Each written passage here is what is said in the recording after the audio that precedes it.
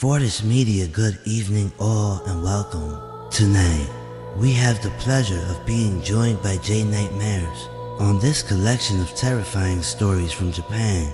So get comfortable and let the darkness take control. A few years ago, I used to travel around Japan taking photos. I was really into photography. I was particularly interested in taking shots of abandoned buildings. I found a service area along the highway that looked to me as if it had been abandoned. I mean, there was no doubt that the building was, at the very least, closed. It was boarded up. To me, it looked like it had been closed for years. Everything on the outside looked weather worn, and no one was taking care of it. So that's when I saw my opportunity. I remember it being a very foggy day. There was poor visibility on the roads, which actually helped my case. If I wanted to sneak in and out without anyone calling the cops or them finding me themselves, I pulled into the service area and got out of my car to take some photos of the exterior of the building. I loved the way it looked in the fog. This was out along the mountain roads, by the way, so the fog was even more impressive as it was quite high up. After I finished taking photos of the outside, I managed to gain access through a broken window.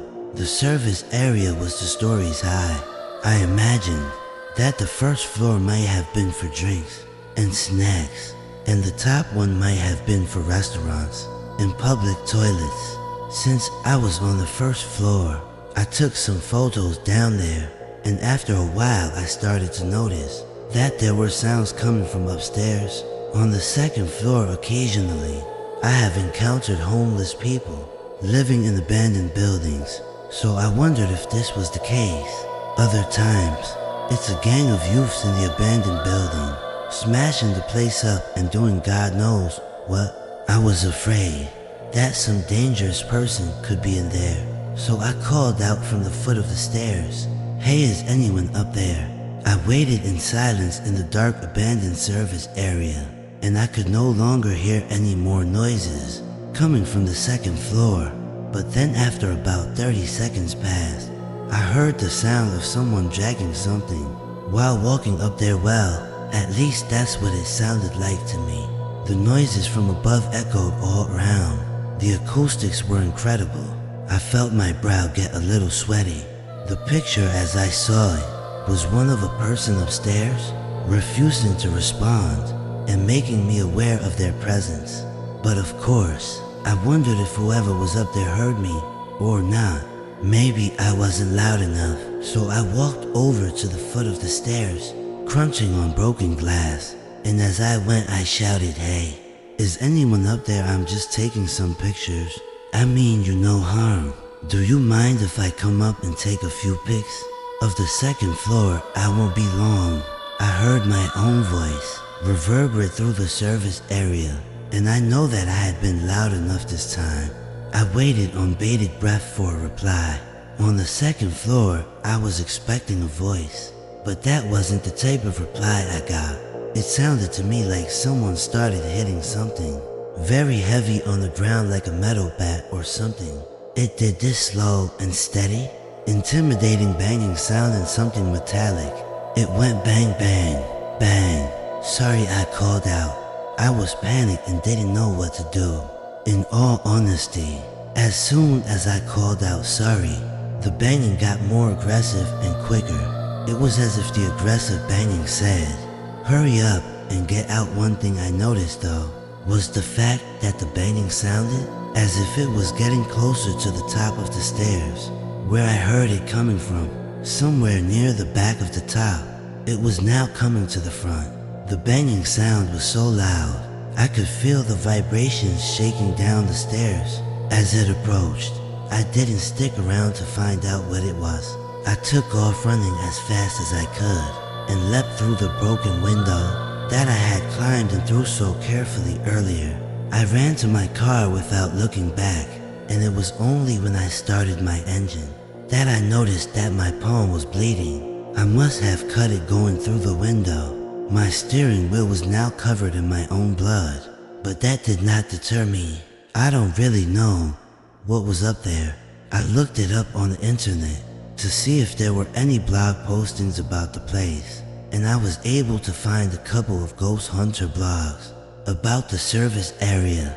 They claimed to have heard voices and banging sounds coming from the second floor. I can attest to that for sure, but one thing I'm a little cautious overdoing is attributing the noise that I heard to anything paranormal. The blogs I read all seemed to believe that there was some paranormal activity going on up there, but what I feel like I experienced was something else entirely, a person, a prank, or like they say online, some kind of entity, something that has made the rundown service area its home, whatever it was.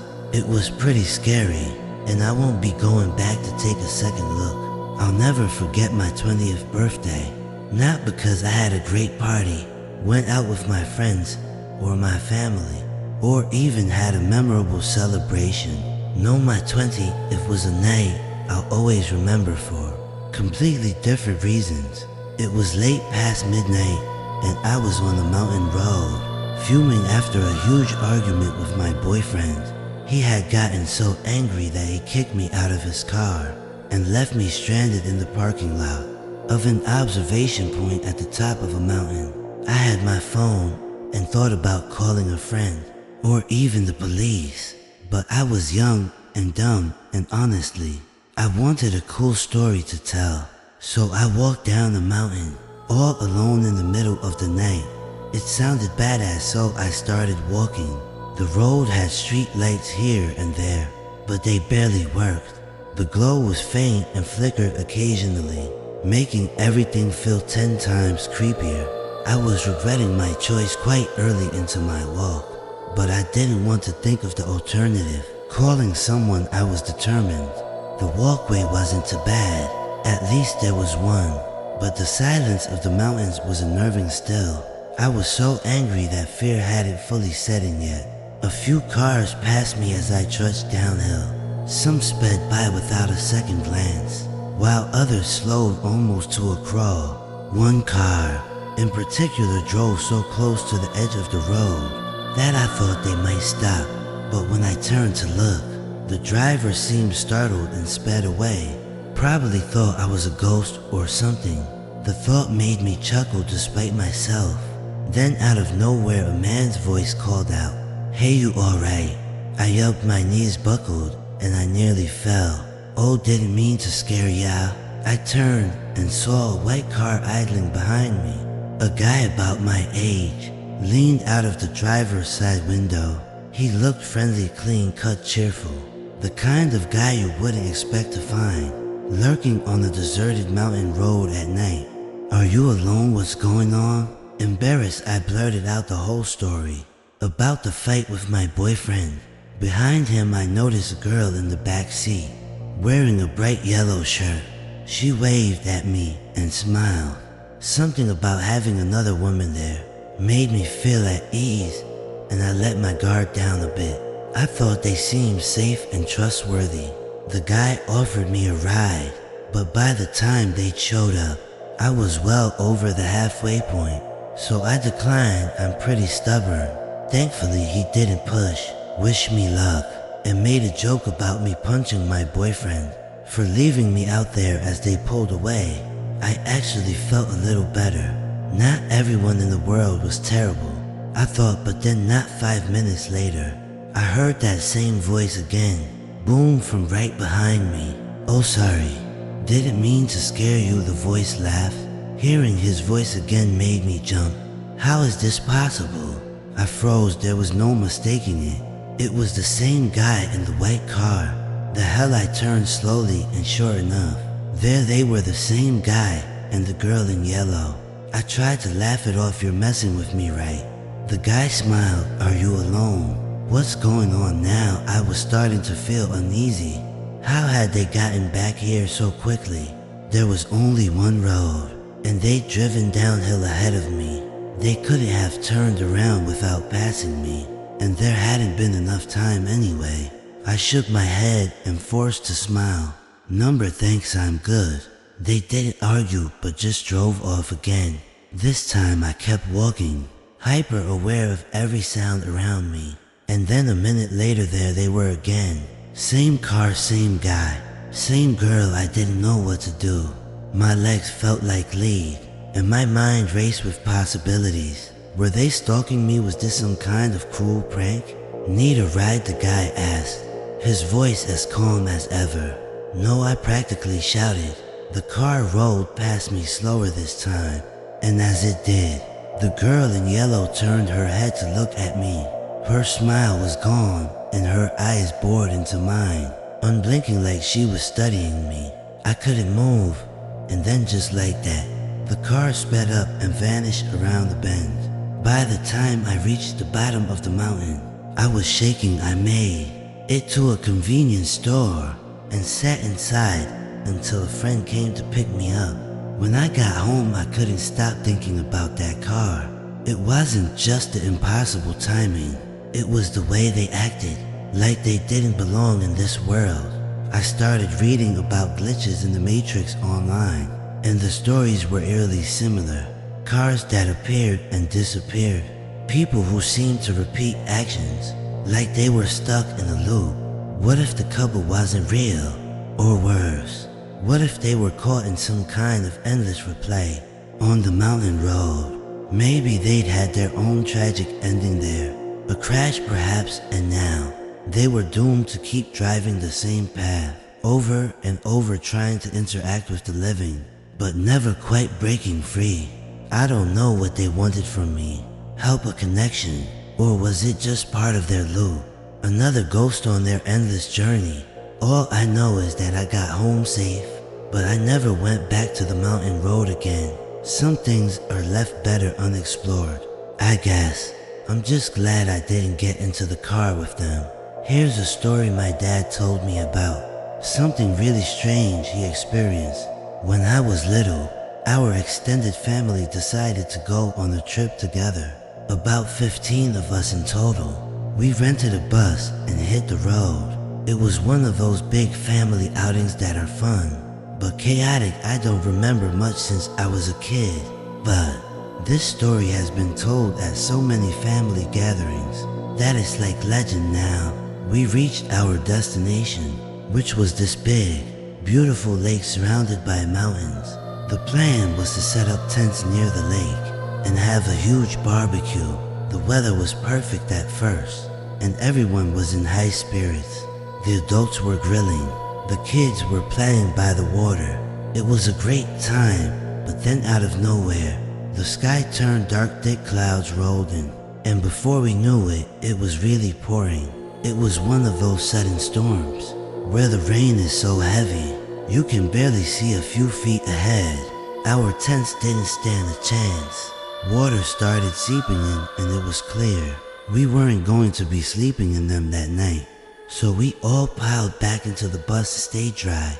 The adults weren't ready to call it a night though. They set up an impromptu party at the front of the bus, cracking open beers and passing around snacks. As the night went on, most people started to drift off to sleep. Eventually, only my dad and my uncle were left awake, still chatting and having a few drinks. It was well past midnight when they heard this faint tapping sound coming from outside the bus. At first they thought it was just the rain, or maybe some branches hitting the side of the bus, but the tapping was constant, like someone knocking. Curious and a bit unnerved, my dad got up and peeked through the window, and what he saw gave him chills. Standing outside in the torrential rain was a young woman wearing a raincoat. She didn't have an umbrella and was completely soaked. Her hair was dripping wet, and she was just standing there staring at the bus. My dad and uncle exchanged glances. But how's a woman doing out there at this hour? My uncle whispered they were deep in the mountains, miles from the main road, and there were no houses nearby, no other campsites, no anything. It simply didn't make sense. Feeling a mixture of concern and unease, my dad cracked open the window a bit and called out, "Are you okay? Do you need help?" The woman looked up at him with a blank expression. "I can't go inside," she said softly. "Please, can you come out here?" My uncle frowned. It's pouring rain. Just come inside. We can get you a towel and something warm to drink. She shook her head slowly. I can't come inside, please come out. Something about her tone and insistence was unsettling. She didn't seem cold or bothered by the rain at all. My dad felt a knot forming in his stomach. Look, if you need an umbrella or a towel, we can give it to you, but we're not going out there. The woman stared at them for a moment longer and then turned and walked away into the darkness. My dad and uncle sat back down, both a bit shaken. That was weird, my uncle said. Why was she so adamant about us going outside? Then it dawned on them. They were miles away from any civilization, in the middle of nowhere during a storm, and a soaking wet woman shows up, asking for them to come outside. It didn't add up. Do you think that was something not quite human? Well, neither of them wanted to say it out loud, but the possibility hung heavy in the air. They decided not to dwell on it and tried to get some sleep, but neither slept well that night. The next morning, they told everyone about what had happened. Of course, the rest of the family laughed it off, teasing them about drinking too much and imagining things, but my dad and uncle knew what they saw. A few weeks later, they heard a local legend from someone familiar with the area. According to the story, a young woman had once eloped with her lover, but for some tragic reason, some say she was jilted or something, she ended up throwing herself into the lake. Since then, people have reported seeing a woman in a raincoat near the lake during storms, asking people to come outside. The description matched the woman my dad and uncle had seen. Over the years, the incident became a staple story at our family gatherings. Each time it's told, it gets more embellished, but my dad and uncle always insist on the core details. They both say the woman looked entirely real. Nothing ghostly about her appearance whatsoever. She had feet, she cast a shadow, and her voice sounded normal, and that's what made it creepier. Many people who die with unresolved feelings don't even realize they're gone. My dad mused once, maybe they wander around blending into our world, trying to interact with the living. As a kid, hearing him say that sent shivers down my spine. I often wonder what would have happened if they had decided to go out that night. I know people talk about paranormal experiences in the mountains, and maybe there's some truth to it. But honestly, the idea of encountering someone or something like that freaks me out. Whether it was a ghost or some person with bad intentions, it's equally terrifying either way. The story still gives me the creeps. I'm from the countryside, in fact. My family home lies just behind the shadow of a tall mountain. The land that the mountain stands on is actually owned by my grandfather. Our family have always been happy to allow villagers to use the land as long as a small portion of their profits are shared with us. By that I mean the grounds are free to walk, the fields are free to work, and the game is free to hunt. To me, that doesn't seem like that much of a bad deal. Due to my family's history of being somewhat more than kind with this arrangement, we have been beset by thieves over the years. Since our family wanted to make sure we continued this community spirit, the elder men in my family offered to patrol the mountain ranges at night in search of thieves. My family would often remind me of areas on the mountain range that would be dangerous at night. In their words, it was for adults only. The adult world, no children allowed. It didn't stop me and my friends exploring though. We found out pretty quickly why the adults didn't want us to play in those areas. For one, the wildlife, but more realistically, there was a pretty deep cave, and to us kids, that cave was one of our favorite playgrounds. It felt like it was ours. So that leads me to this experience I had when I was a kid, which I'm certain that will live with me for the rest of my days. I was playing in the forbidden areas of the mountain range, like normal in the cave. All of a sudden, I had the urge to pee. So I decided to head out and do it behind a tree. We were usually nervous about being in places where we were explicitly told not to play in, but being caught peeing out there, well, that really gave me the willies. If you'll pardon the expression, I was basically double scared of being caught. I kept looking around to make sure that the coast was clear, but then as I was midstream, I saw someone. There was a stranger walking up towards the cave. He was down by the river. I shot back behind the tree. I didn't even have a chance to pull my pants up. He was a middle-aged guy by the look of it, and I didn't know that man. I hadn't ever seen him before. I knew everyone who was permitted to use the mountain range. It wasn't a big village. My family had been talking about someone who had been stealing mushrooms, and that may sound trivial, but some of these mushrooms that we grew, they could fetch a pretty price. It made sense that this stranger could be the thief everyone was talking about. He was carrying a backpack, and he was clearly on the lookout for something. If this was the thief that my family was so worried about, then I didn't want to be seen by him. I stayed as still as possible, out of sight in the trees and bushes. I felt like such an idiot. This was exactly what my parents had warned me about. I watched the stranger. It looked like he was looking for something, and he was being cautious. I kept an eye on him to make sure he didn't spot me or try to come close. I mean, I had no plan if he did come close. I was just scared to take my eyes off of him. I watched him for a while, and then I noticed someone approaching from behind him. I knew who was approaching very well. He was my uncle. He approached the stranger. My uncle was holding a shovel. He stopped the guy, and it looked like those two were in conversation. I was too far away to make out anything that they were saying, though my uncle seemed to be admonishing the guy, giving him a real telling off. You know, the stranger, or should I say Fife, took off his backpack at what looked to be the order of my uncle. My uncle then snatched the thief's backpack. He opened it, and then I saw my uncle get very angry. Then something happened that I didn't think would ever be a possibility. My uncle smacked the thief across the back of the head with the shovel. The thief went limp and just fell flat on his face in the dirt. My uncle then dragged the stranger into the river and watched as his lifeless body bobbed downstream. My uncle then walked off in the opposite direction, like nothing happened. That scared the hell out of me.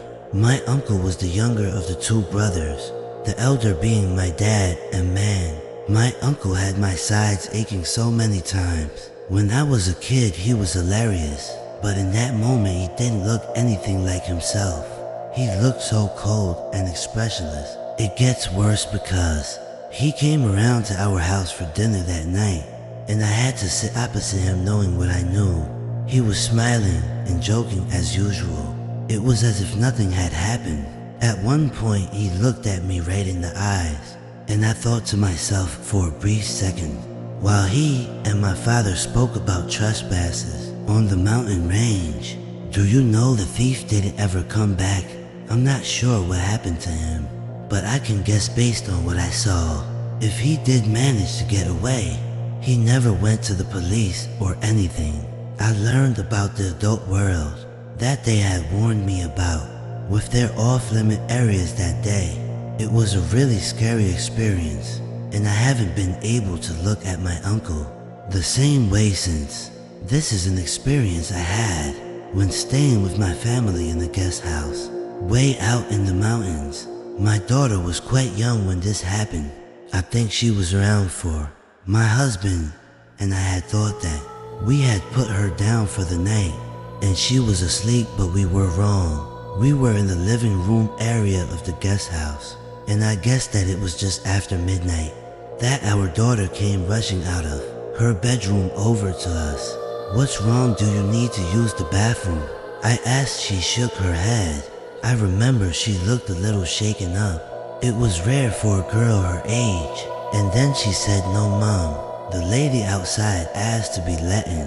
but I can't reach the lock on the window. Can you do it for me?" I sat there staring at her, completely unable to understand what she had just said. We were literally in the middle of nowhere. We drove miles and miles to get to this log cabin, and there wasn't another residence anywhere nearby. I didn't know how to approach the topic with my daughter. I didn't want to call her a liar for having a bad dream. So before my husband could open his mouth, I simply asked, "Who asked you to do this?" As soon as the words left my mouth, concern inside me began to bloom. My question to my daughter boomed repeatedly in my head. My daughter seemed to sense my distress, and I'll be honest with you, I didn't think I hid my concern very well. "The lady, she hurt her head and she's outside the window. She's banging on the glass, Mom." I shot a glance over to my husband, and we jumped to our feet and marched straight into the room that my daughter was sleeping in. I went to turn the light on, but instead my husband stopped me. He said if there was someone out there, then we'd be able to see them better with the light off. I saw something against the window. There was this shadow like a mist or smoke.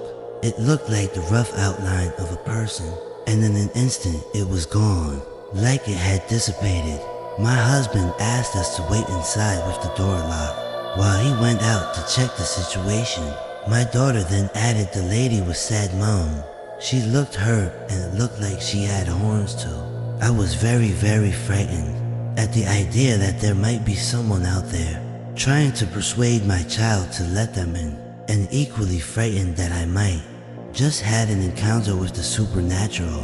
My husband eventually returned from checking outside. I didn't see anyone there. No footprints either, I mean.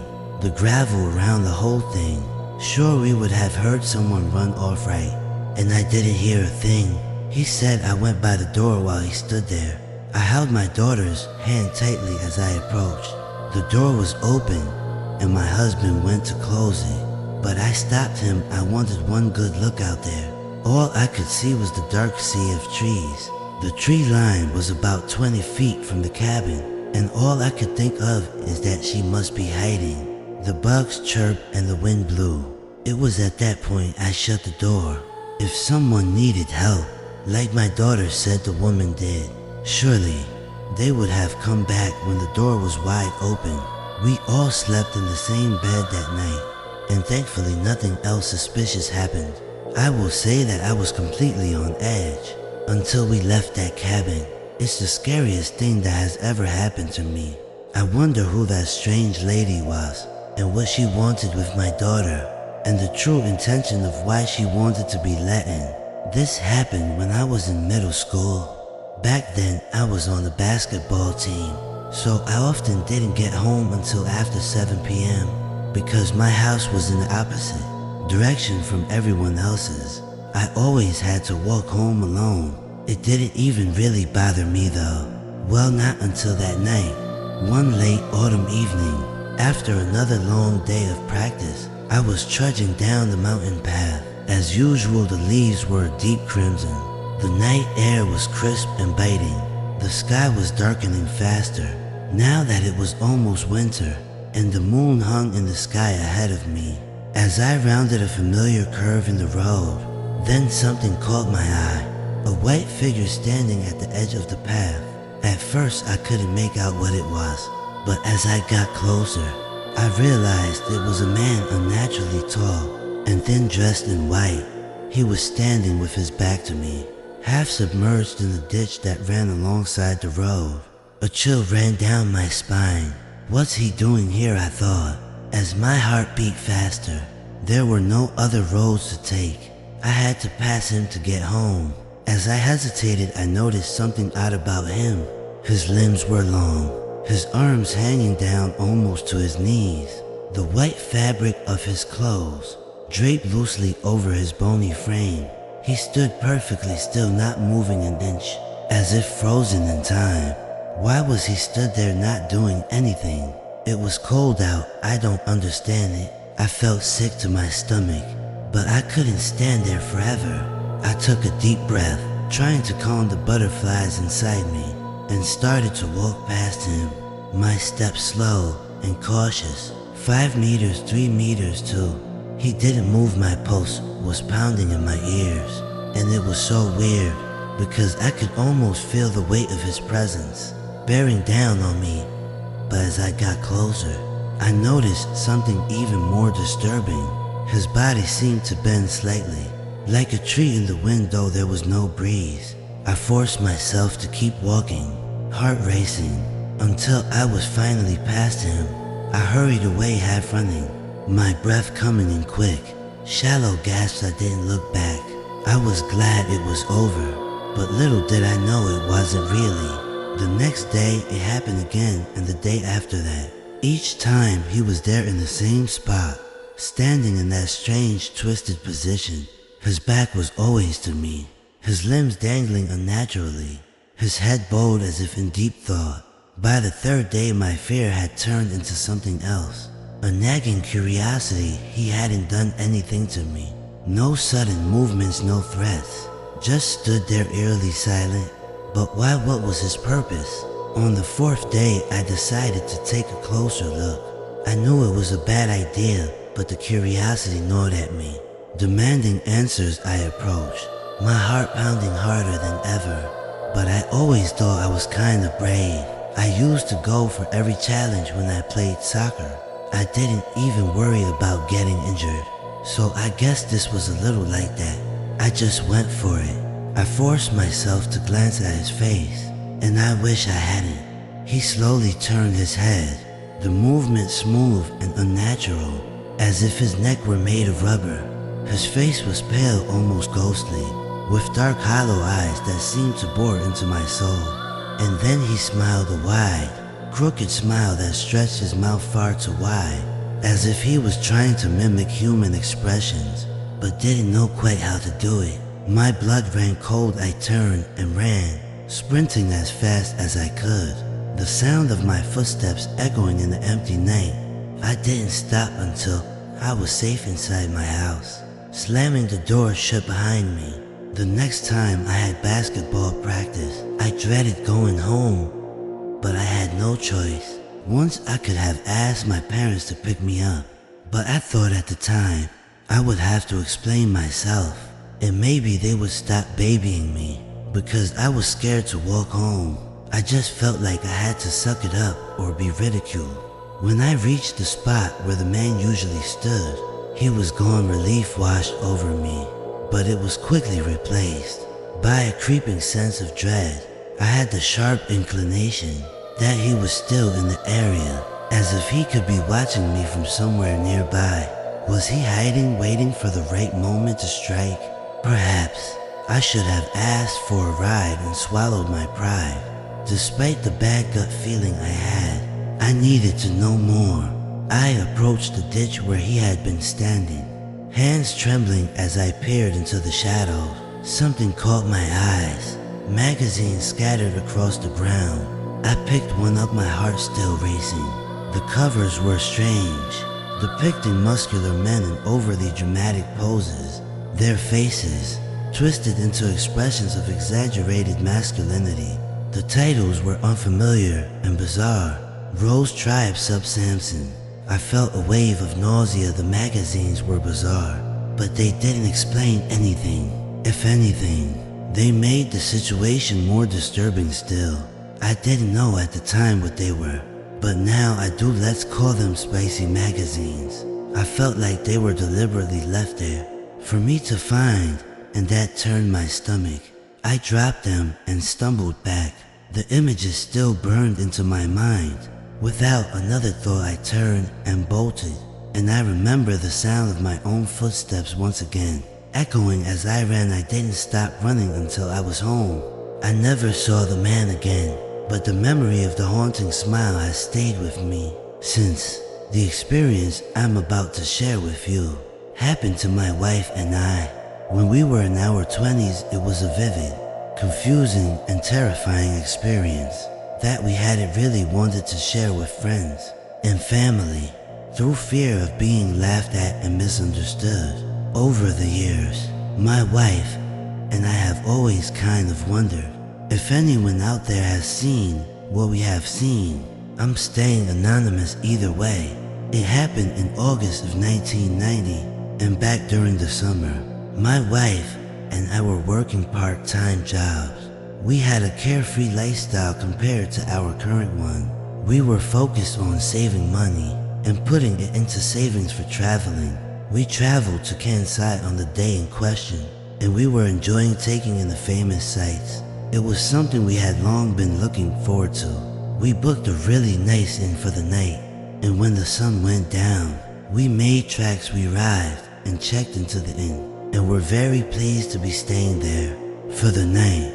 There was a really nice grove of trees outside, and our room was on the east side of the building. I was glad to have a room that would seemingly be shaded by the trees. Come the morning, as it was the height of summer, we chatted for a while, took a bath, changed into yukata robes, and had dinner, and then put the TV on. It was a really relaxing evening. After a long day of walking around, as the night drew on during the first night of our trip, we decided to confirm our love for one another without hesitation. Just before that, I shut the TV off and the room went dark. I then opened the window and pulled across the buck screen. As it was a hot night, everything had been so great. It was about the perfect beginning to our trip. Afterwards, we lay there in the bed chatting. We talked for a while about what we wanted to do the next day, but then my wife fell silent. I had been staring at the ceiling, waiting for her to reply, but I decided to look over at her. I guessed that she'd fallen asleep. I turned to see her staring at something, and then she whispered outside the window. The window was just behind me, and my wife's eyes were glued to it. I looked at the TV screen. It was over on the other side of the room. On my wife's side, the moon was out that night, and there was something out there that I saw reflected in the TV. I held my breath, and my wife seemingly tried to disappear beneath the covers. Even though it was so hot, I felt sweat dripping down my forehead. It wasn't sweat from the heat, it was sweat from fear. Something was right outside the screen window. I felt paralyzed, like a frog looking into the eyes of a snake. I felt like I was unable to move, but then I saw the fear on my wife's face. She had a cat-like focus on the window, and that was the point where I felt like something needed to give. I couldn't take lying there doing nothing anymore. I turned on my side and looked towards the window and saw something huge out there. At first it looked to me like it was a giant, rocky structure covered in thick, green moss, but that wasn't right. It wouldn't be possible. My eyes adjusted when focusing on it, and a face emerged from within the greenish rock. A face that had harsh, glaring eyes that were emotionless and reminded me of a shark.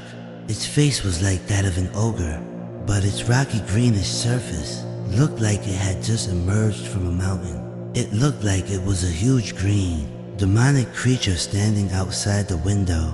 I started praying internally, praying for help from my ancestors to protect me against what I perceived as an inherent threat. We were locked in a standstill situation, too scared to move. I was personally frightened that if I moved, even my little finger, that hulking creature would notice and smash its way into our room. We could hear its heavy, labored breaths as it breathed in and out. It watched us for what felt like an eternity. After a while, it took a few thunderous steps backwards. I thought it was gonna leave, but it didn't. It stood at a distance and watched us for a while longer, and finally disappeared as it retreated into the woods. I could hear branches snapping and swaying. As it moved further away, my throat was incredibly dry. I was scared to move, though I couldn't even bring myself to close the window. I couldn't sleep. As soon as the first light of the morning came, I got up and drank more water than I had done in my life. I looked out the window and saw an endless forest, which led to the towering mountains. I started to pack our things. I wanted nothing more than to head home. In the coming days, my wife and I suffered some lasting effects from seeing that creature. I personally suffered with insomnia, and when I could sleep the nightmares were hellish, and I would wake up with fever, feeling bedridden at times. We're doing much better now, but we don't really speak about the encounter to each other, you know. People always say they want to have a frightening experience or see something creepy, so I guess if you're one of those people, build a good relationship up with the deity of your choosing and start praying to the spirits of your ancestors. If that's what you do, I think if it wasn't that, through the power of prayer or asking for protection, my wife and I probably would have been featured on the missing persons report. I can still see those dark eyes, shark-like when I close my own. Please be careful out there. This happened when I was a university student. Living alone, I didn't really recognize how much money student life costs. I didn't really get any money from home. I needed some cash coming in, so I worked part-time at family restaurants and convenience stores. But then I found out that tutoring pays well, and it's a bit less demanding. So this is a story about when I used to work as a tutor, and I ended up going to teach a lesson in a seriously messed up house. Okay, let's get into it. But here's the thing. Signing up with a tutoring agency seemed like a hassle, with all the registration stuff and paperwork. So I thought, screw it, and I just made some flyers myself. I got permission from the people around the neighborhood to put them up. It says something like, tutoring in English and Japanese for middle and high school students. 3,000 yen an hour. Contact me at ... A few days after putting them up, I got a call. The voice sounded like an older lady, maybe in her 40s or 50s. She said something like, I saw your flyer, can you come over? Turns out she was looking for someone to teach her son. Here's where it gets wild. She wanted me to come every day for 4 hours a day. I was like, oh, 12,000 yen a day, that's a jackpot. That's about $80 or 62 pounds. Looking back, I was an idiot. I really should have realized that something was off right away. Who has that much cash to spend on daily private lessons? And also, who needs tutoring for 4 hours every single day? Anyway, she wanted me to start the next day, so I agreed. The next evening, I ate dinner early and headed out, aiming to get there for about 5 p.m. When I arrived at the address, the house was old, tiny, lonely looking, just standing there on its own. The atmosphere was creepy as hell. It was already getting dark because it was autumn, so that didn't help. I crunched through the fallen leaves and approached the house.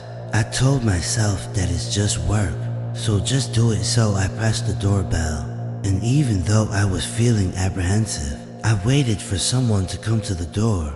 To my relief, the voice that answered was the same middle-aged lady that I spoke to on the phone. For a sec, and I felt a bit better.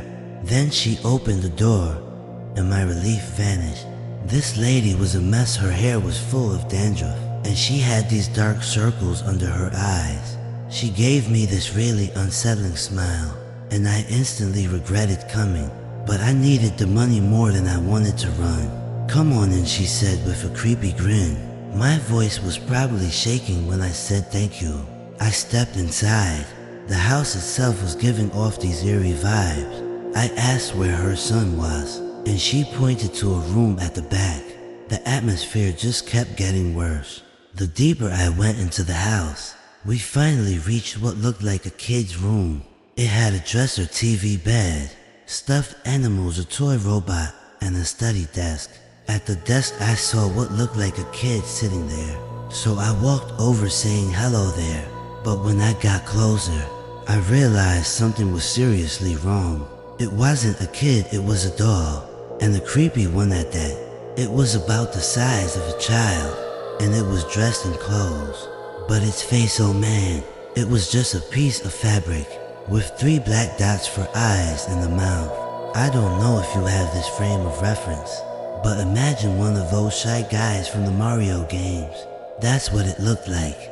Or the Kodamas from Princess Mononoke. "This is my son," the lady said with that same disturbing grin. I felt all the blood drain from my face. This place was bad news, and I knew it. I blurted out, Isn't this a doll?" That was stupid. I should have kept my mouth shut. "What did you say? This is my son. His name is Ken," she screamed at me. It was a total change in her demeanor. All the niceties were gone, and there was nothing but anger in her eyes. In that instant, her sudden outburst really scared me. I wasn't sure if I'd get to leave the house. If I upset this woman so, I needed to calm the situation down to get out of there safely. "Oh, okay, I get it, Ken. Let's study together now, okay?" I said, trying to go along with it. It seemed to do the trick. She smiled again and calmed down. Of course, Ken didn't answer. I mean, he's a doll. So I started teaching. For the next 4 hours, I just sat there, explaining things to this doll, like it was a real student. "Okay, Ken, this is how you use the verb to be," and so on. I just kept talking to the doll, pretending it was a normal lesson. The whole time, the lady stood behind me watching and smiling. It was beyond creepy finally. After what felt like an eternity, the 4 hours were over, and I said, "Okay, let's wrap it up for today, Ken."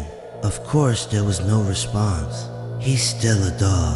The lady, still grinning, said, "Thanks so much, great work today." I couldn't wait to get the hell out of there, so I quickly packed up my stuff.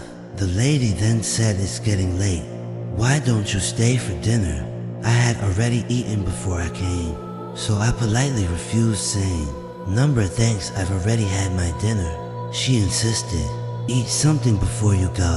She yelled, and I didn't want to make her angry again, so reluctantly I agreed. I needed her to unlock the door. She had the key on her. She led me to the dining room and started preparing food, pulling out a dirty knife and some old pots. The whole time I was on edge watching her every move, especially when she grabbed that knife. Finally, she served me some curry. It looked okay and it smelled okay. I was just relieved it wasn't something worse. The plate was filthy, and the spoon was one of those plastic ones you get at a convenience store. Clearly reused. I took a bite and it tasted well. It tasted just like regular curry. Not good, not bad. The lady watched me the entire time, grinning. "Does it taste good?" she asked. "Yeah, delicious," I replied, way more enthusiastically than I felt, because honestly, I was terrified of her reaction if I said anything else. And then the lady said the worst thing ever. "Why don't you stay the night?" I quickly refused, saying it was okay, I'd head home. But she kept insisting. "Ken would be so happy if you stayed." No, it's really fine," I said, trying to stay polite. And that's when she snapped again. "You stay the night, you can't just leave Ken alone." I was trapped. Staying seemed like a terrible idea, but making her angry felt like a death sentence. So I said, "Okay, I'll stay." But in my head, I was already planning to run as soon as I could find a chance. She laid out a futon in Ken's room for me to sleep on. Sleeping next to that creepy doll was the last thing I wanted to do, but I had no choice before she left. She gave me a warning. "The bathroom's next to the dining room, but don't go upstairs." That only made me more curious about what was up there. After she went to bed, I lay in the futon, waiting for her to fall asleep so I could sneak out. I had no phone with me, which sucked because I couldn't call for help. I waited for hours, and at some point, I must have fallen asleep myself. I woke up at around 1 a.m., and I figured she must be asleep by now. It was time to make my escape. I grabbed my stuff and started creeping towards the front door.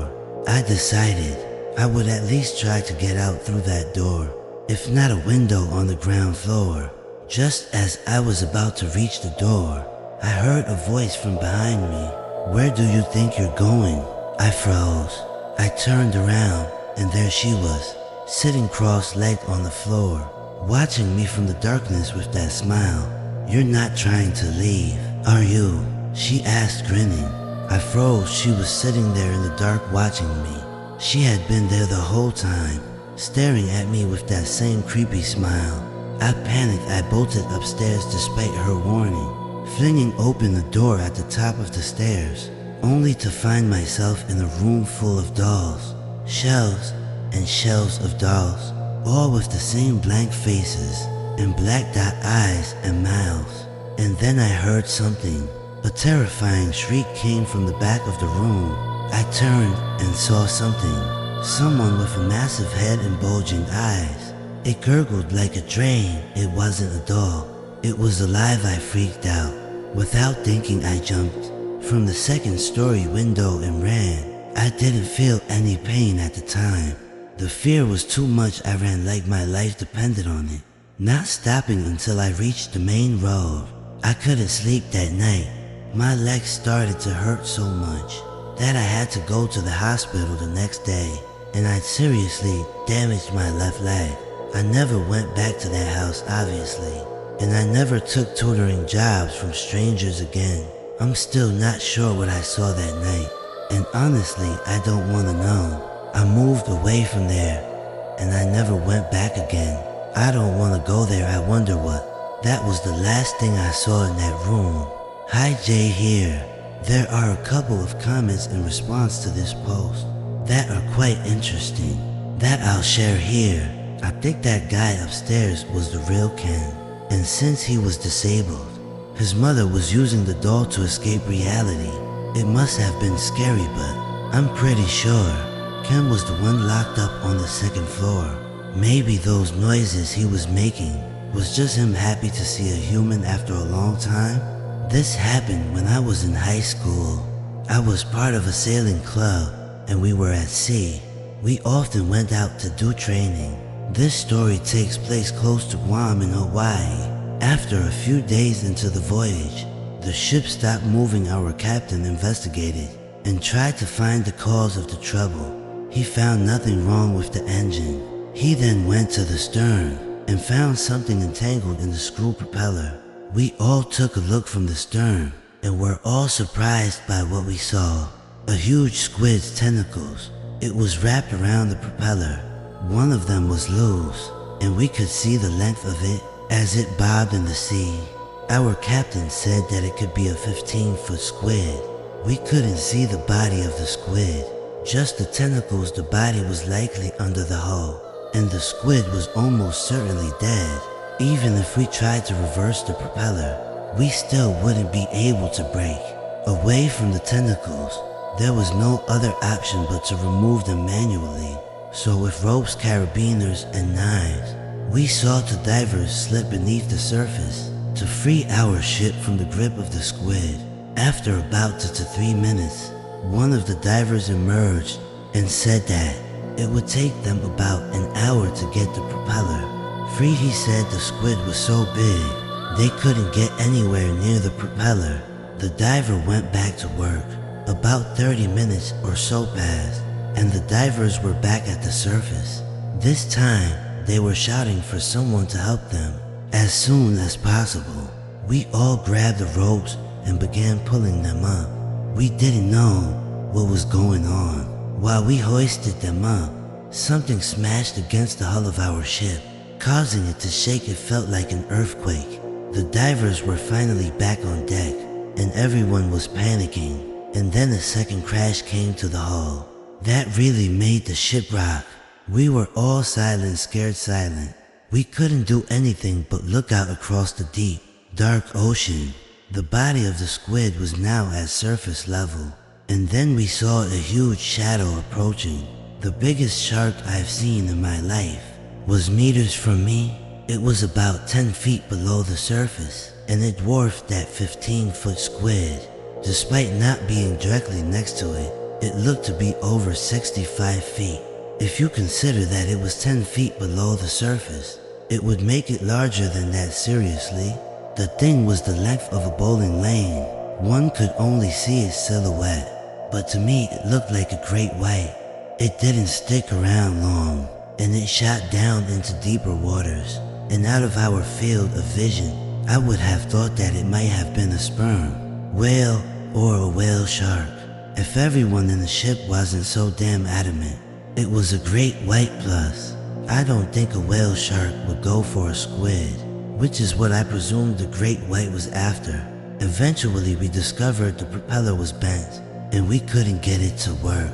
I think when we heard the crash against the hull, that was the shark tearing away the squid with the sheer power of that thing, and that it bent the propeller while tearing it apart.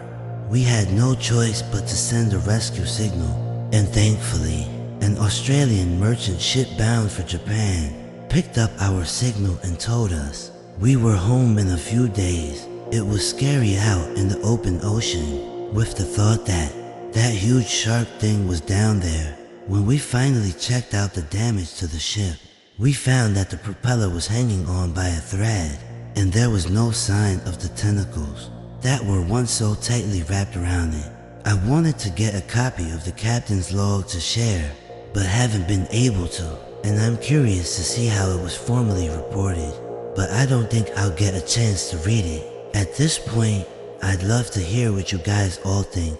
It was certainly one of the most disturbing things I've ever lived through.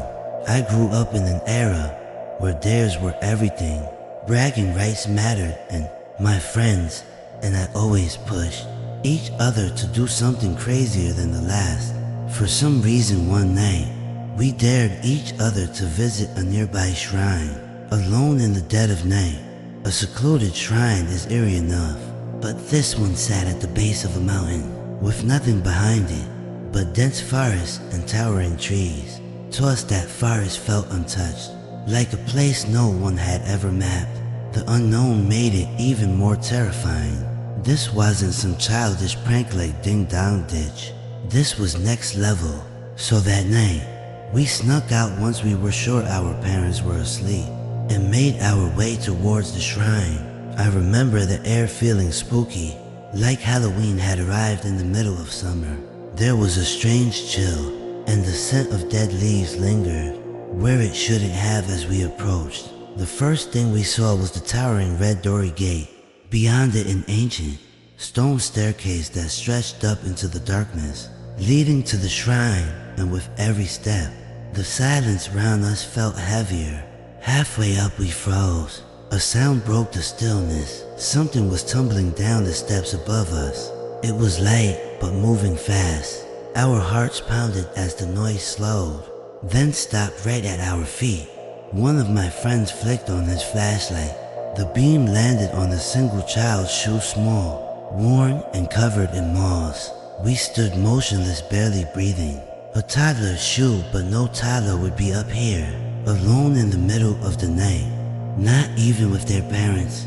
A thought crept into my mind, chilling and unmistakable. Something was up there watching.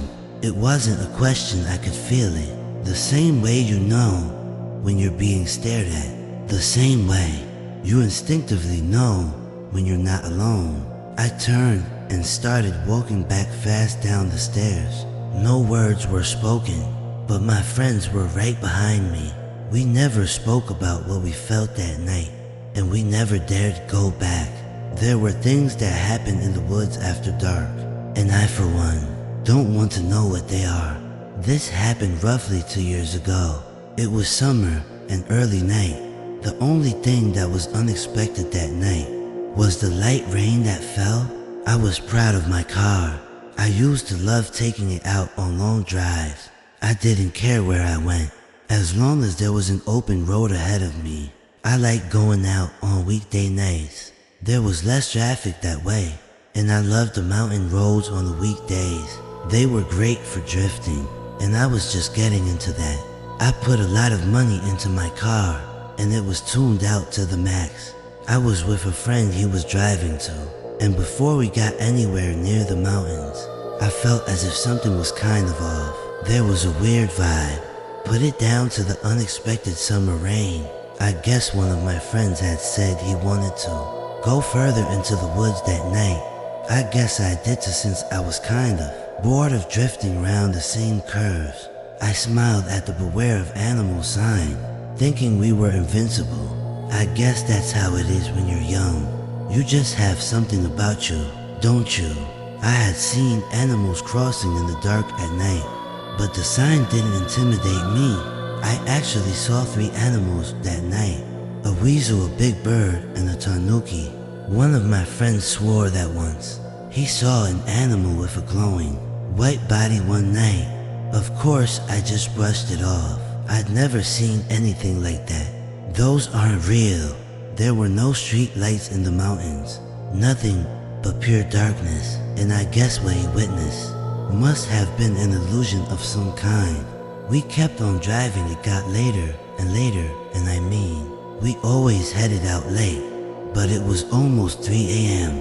and we weren't heading home yet. I'd had enough, to be honest, and I was running low on gas and didn't feel like driving around and around in the middle of nowhere anymore. I turned around, put my hazards on, and sent my friend a message to let him know I was gonna make my way home. I sat there messaging with my phone, expecting my friend to reply. He seemed to be taking his time. I thought, I'll forget this. I'm tired. I figured my friend would understand if I took off early. And I mean, we were in constant communication with one another. I gave him a few more minutes, gave him to the end of my smoke that I lit, and cracked the window a little. The rainfall on the roof of the car was quite pleasant to listen to. It wasn't heavy, it wasn't light, enough for me to stand out there smoking a cigarette, though without it going out. And it was at this point I heard a strange noise. There was a faint wailing sound. It was quiet, but definitely there. It wasn't as loud as the rain, but I could still hear it all the same. I knew that some animals make calls.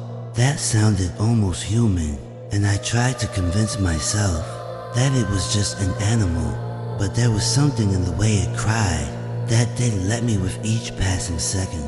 The realization sunk in. It sounded more and more like someone crying. I remember sitting there, the smell of tobacco, the drum of the rain, and the sound of the windscreen wipers going back and forth. I had the key to the ignition in my hand. I wanted to go, but something inside me told me I shouldn't. The sobbing sounded louder. There was something new now, a new sound. I paused the windscreen wipers so that I could listen a little closer. It sounded as if there was a child wailing. The crying I heard before was undoubtedly the cry of a woman, and now there appeared to be a baby in the mix. The road was slippery, but I felt as if I should pull away. I really hated the sound of that sobbing woman. I knew deep down in my heart there wouldn't be a woman and child out here in the middle of nowhere late at night. So I say this with a clean conscience. I got the hell out of there. It wasn't until about a month later I heard a very interesting news report. It turns out a woman and her son had had their lives abruptly ended by her husband, and the boy's father. What a dark thing to do. Apparently their bodies had only just been discovered. They had been out there in the heat of summer and the cold of the rain and wind for some time. I don't know if it was their residual voices that I heard that night. All I care about is if their souls are at peace. Before we dive into this story, let's talk about Kokorosin, a game often compared to the Ouija board in Western culture. It's a Japanese spirit summoning ritual, popular among students looking for a thrill. While seemingly innocent, Kokorosin is shrouded in superstition and fear. To play, participants sit around a table and prepare the following: a sheet of paper with the hiragana alphabet words, yes and no, and the numbers 0 to 9 written on it, a coin, or in some instances a cup, an open window in which the spirit of Kokorosin can enter. If you use a cup, each participant blows their breath into the cup, as if inviting something unseen into its space.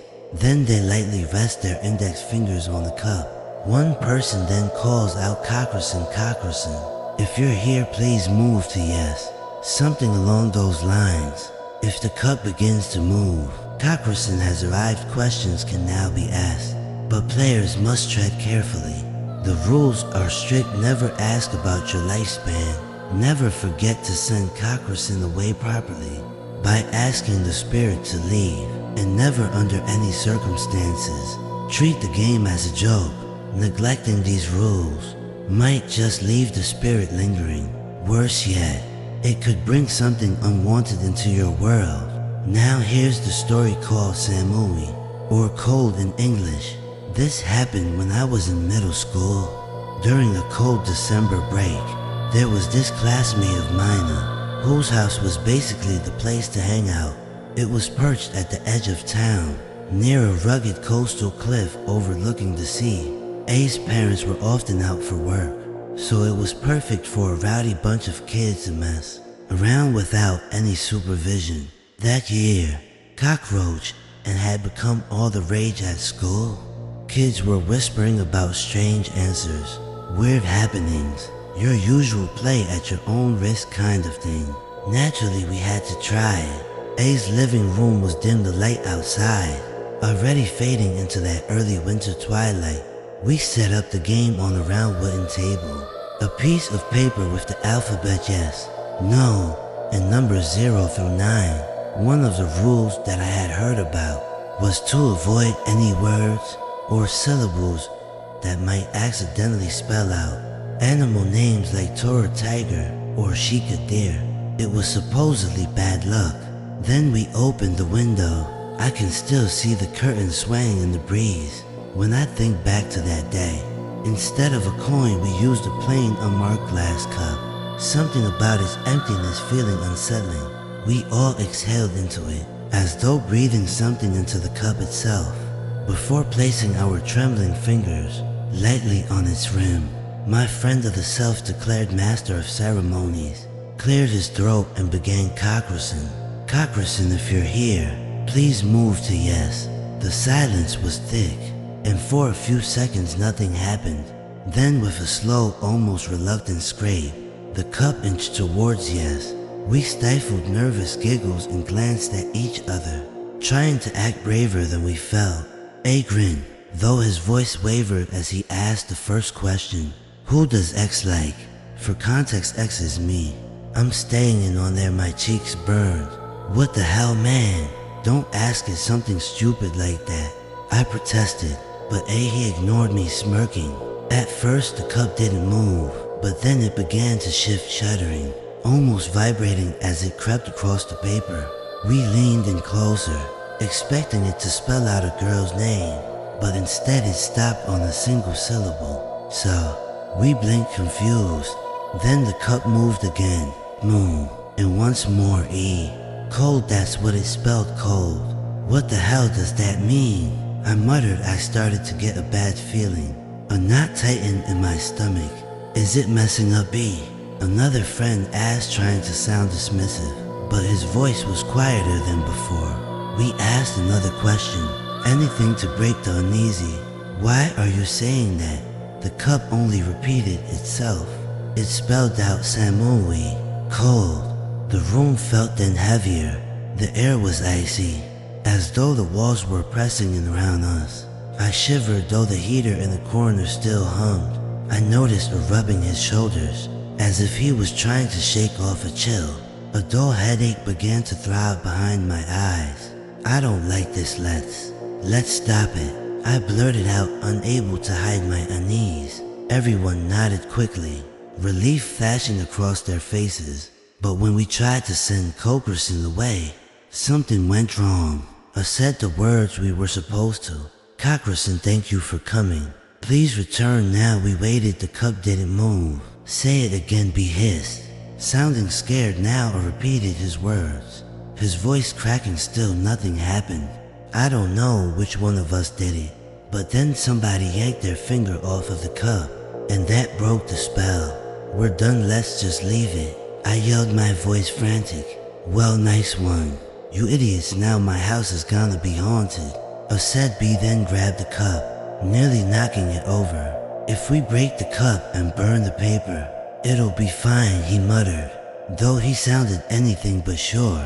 We left it there. I remember excusing myself and literally running home, 3 days later, the news spread through town. They'd found a woman's body, washed up on the beach near A's house. A drowned woman. Authorities said that she had been in the water for days, her body frozen from the icy winter sea. When I heard that, my blood ran cold. Cold to this day. Nothing strange has happened to me or the others. We got lucky, I think. Maybe we broke the connection in time. But every time winter rolls round and the nights grow long and dark, I think of that cup of those words, repeating like a plea. Samui, cold, and I wonder if something is still there waiting in A's empty house, watching, shivering in the dark. This is a story from my childhood that still gives me chills. Let me set the stage. I'm 24 years old now. A guy, but this happened when I was 7. I grew up in the children's care facility. Until I was 11, it wasn't the easiest start in life, but we made do. The place had its traditions, and one of them was the Little Explorer field trip, where the younger kids, between 4 and 7, would go on outings to parks, zoos, or other fun places. This particular trip was to a huge park with a forest and a pond. I remember it vividly because it wasn't just any trip. It's the day something happened that I will never forget.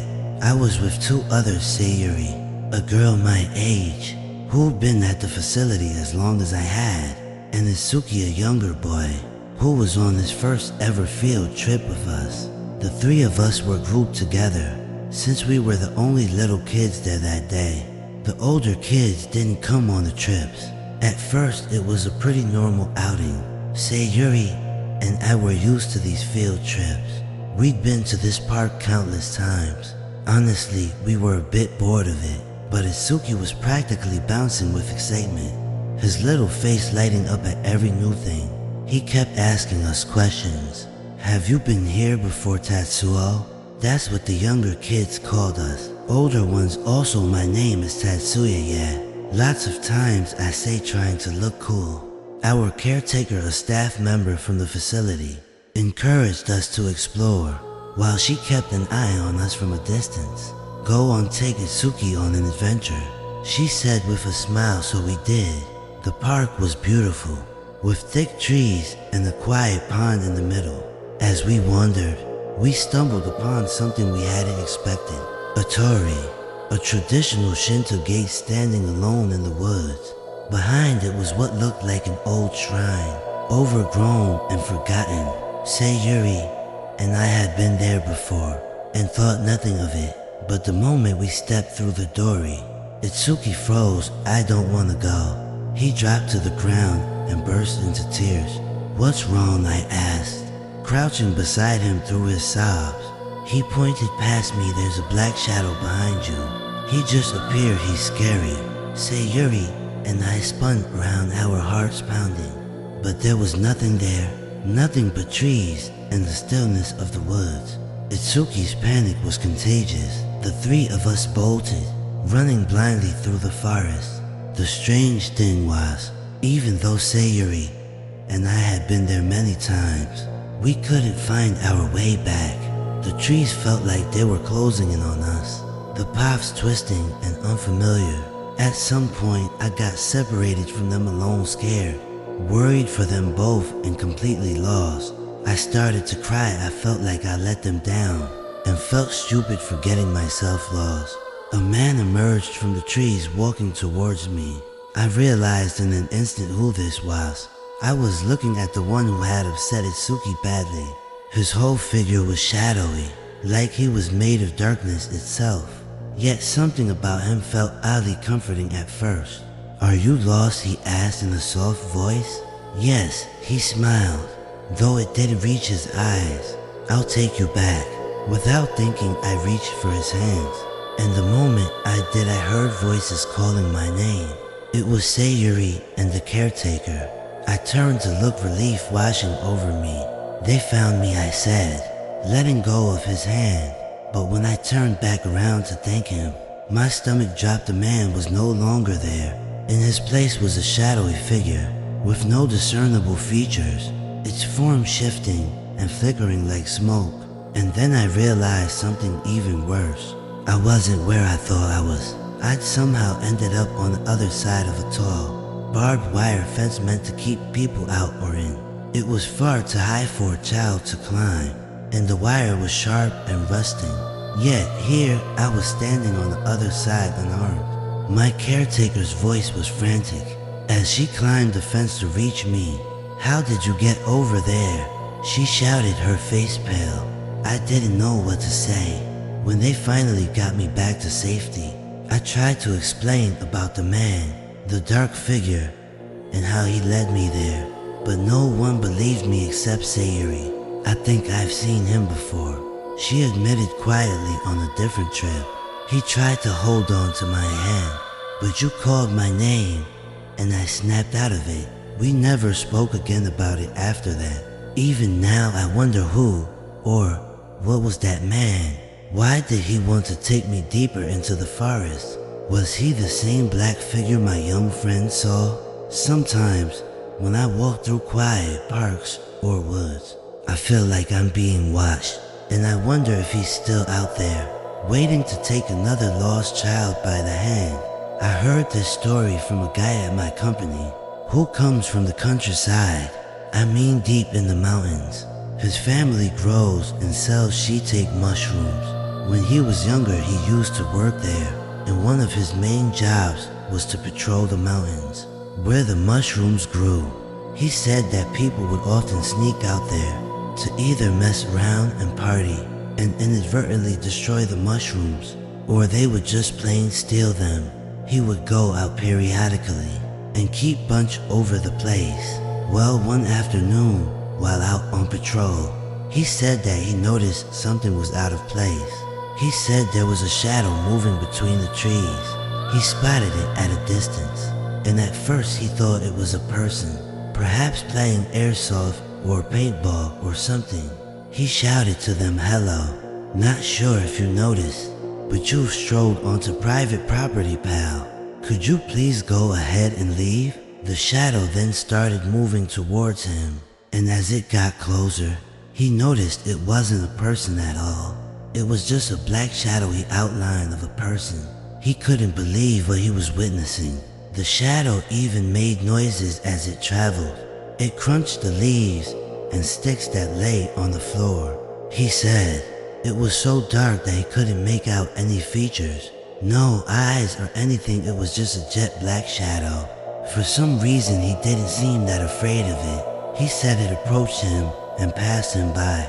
He said he felt a slight chill as it moved past him, but nothing more. He went home and told his dad and my grandpa about what he saw. No one really knew what it was or had any explanation for it, and they all ended up agreeing that it must have been something that has lived on the mountain before. Their family and ancestors came along. Maybe it was some kind of forest spirit. I wouldn't have been able to keep as cool as he had. Just the image of a black shadow approaching the woods is frightening enough for me. 14 years ago, I was working in Kansai. I had a part-time job there. My job was to unload containers at the port. I had to unload these huge containers. We would store the unloaded cargo in our warehouses, and there we would keep them until whichever company came along to collect them. There was a lot of heavy machinery in use, cranes, forklifts, etc. A lot of the work depended on us staff, manually unloading the containers. The containers were full to the brim. We're talking to 2 for tons. Most of the stuff we would unload would be beverages and livestock food.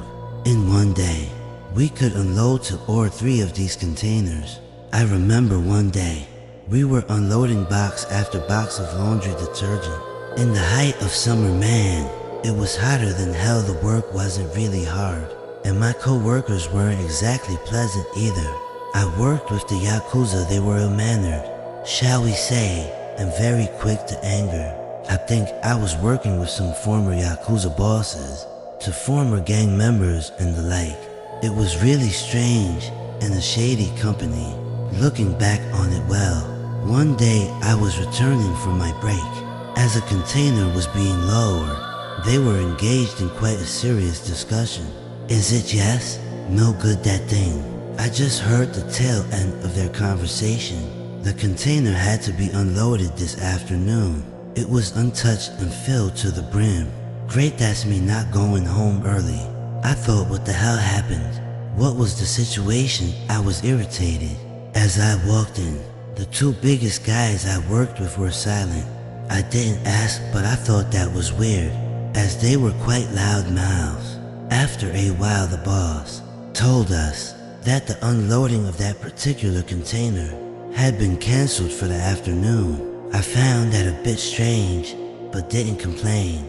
Apparently during my break, they had opened the container, and another employee who I knew managed to get a peek at what was inside. He said when they opened it, something moved in there, so they shut the door, and someone suggested to go on the roof to look through one of the gaps to see what it was. They looked and said they saw all the items in there filled to the roof, but something else was in there. Something's face. My colleague said it looked vaguely human-like. Its face elongated, its eyes huge, and its mouth hung at a low point. It didn't move, it just watched. Thereafter, no one was permitted to go near that container. I asked if maybe it could have been an animal that got in there, and he replied that he'd seen animals there before. It's more common than we might expect. He's even seen people climbing out of them too. The containers are sealed with rivets. When they leave whatever foreign port they come from, you need to use a large pincer-like tool to open the rivets on the doors of them. When we finish unloading them, we always go in to clean them up. I found flowers and insects that I've never seen before. How these things get on board, I'll never know. When I was leaving work, I heard something disturbing. Something huge slammed against the side of the container. We were instructed not to open twice. It was ear-shattering. The whole warehouse stood still for a moment.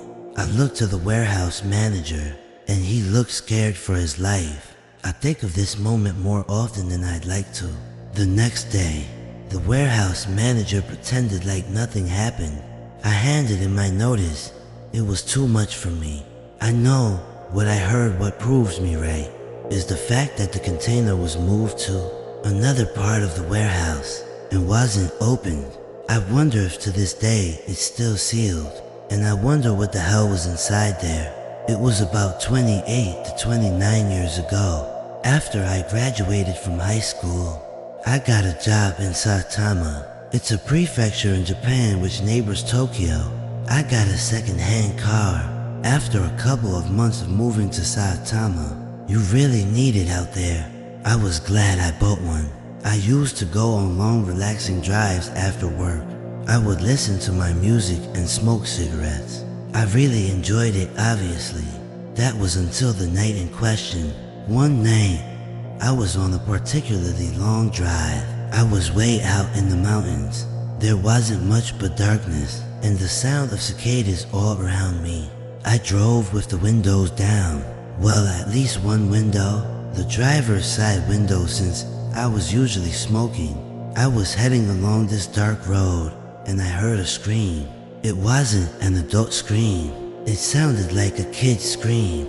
It was blood-curdling. I don't want to talk about it much, because I can still hear it in my mind as I type these words, but trust me, if you heard something like that, you do what I did. Slam on the brakes. It was instinctive. I wasn't a believer in the paranormal or anything like that. I put a lot of faith into my five senses, and I felt like something was happening out here. So I pulled over onto the hard shoulder and got out of the car. I felt chills rise up my spine.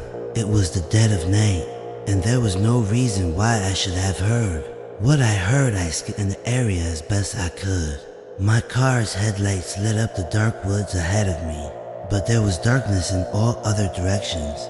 I began to sweat. I was worried, scared, nervous, paranoid, you name it. I was overcome by some terrible dread. What made that sound? Was someone in danger? I was wondering. My legs began to tremble. I thought that was just a thing that people say, but it's pretty true. I couldn't hear anything apart from my heartbeat and the restless shuffle of my feet on the dirt road. I was panicked. I wanted to leave. I managed to convince myself that it was just an auditory hallucination. Maybe I was staying up too late or something. I didn't hear anything else after that initial scream, so I thought that I could just go. So I headed back home. About 3 weeks later, I was watching TV, and the same roads and the same mountain passes came up on the screen. The newscaster said the words that I will never forget. Tsutomu Miyazaki has confessed to the murder and identified the scene of the crime. To the authorities, the case had already proceeded to the courts. Therefore, I knew that the scream I heard was not happening in real time yet. Perhaps it was some distant echo of the past. That scream wasn't one you'd hear in an amusement park, or if somebody startled someone. That was an end-of-life scream. I saw on screen the exact area I pulled over. It was truly disturbing to imagine what happened there. I didn't have to imagine because after the trial weeks, months later, the guy's actions were very well documented by media and himself. If you don't want to sleep tonight, you can look up the crimes of Tomohiro Miyazaki, but I will not give him the recognition here. What he did truly turns my stomach. You'll understand why that scream scared me so much. I stopped going for night drives in the woods. After that,